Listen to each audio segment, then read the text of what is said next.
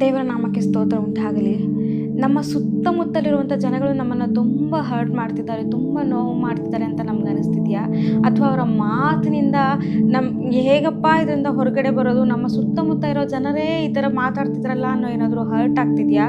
ನಮ್ಮ ಮುಂದೆ ಒಂಥರ ಇರ್ತಾರೆ, ನಮ್ಮ ಹಿಂದೆ ನಮಗೆ ದ್ರೋಹ ಮಾಡ್ತಿದ್ದಾರಲ್ಲ, ನಮ್ಮ ಬೆನ್ನಿಗೆ ಒಂದು ಚೂರಿ ಚುಸ್ತಾ ಇದ್ದಾರಲ್ಲ ಅನ್ನೋ ರೀತಿ ನಮ್ಗೆ ಅನಿಸ್ತಾ ಇದ್ದರೆ ವಾಕ್ಯದಲ್ಲಿ ನಾವು ನೋಡೋದಾದರೆ ಯೇಸು ಸ್ವಾಮಿ ತಾನು ಖುದ್ದಾಗಿ ಆರಿಸಿಕೊಂಡಂಥ 12 ಮಂದಿ ಶಿಷ್ಯರಲ್ಲಿ ಒಬ್ಬನಾದಂಥ ಇಸ್ಕರಿಯೋತನು ಮಾಡಿದ್ದು ಏನು ಅಂತ ನಾವು ನೋಡೋದಾದರೆ, ಆತನು ಕೂಡ ಬರೀ 30 ಕಾಸಿನ ಆಸೆಗೋಸ್ಕರ ಯೇಸು ಸ್ವಾಮಿಯನ್ನು ಇಟ್ಕೊಡ್ತಾನೆ.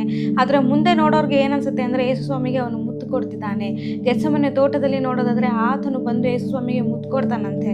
ಆದರೆ ಅದು ಹಿಂದೆ ನೋಡೋದಾದರೆ ಆತನು ಯೇಸು ಸ್ವಾಮಿಯನ್ನು ಹಿಡಿದುಕೊಡುವಂಥ ಒಂದು ಸೈನ್ ಆಗಿ, ಒಂದು ಚಿಹ್ನೆ ಆಗಿ ಅದು ಒಂದು ಪ್ರಕ್ರಿಯೆ ನಡೀತಾ ಇರುತ್ತೆ.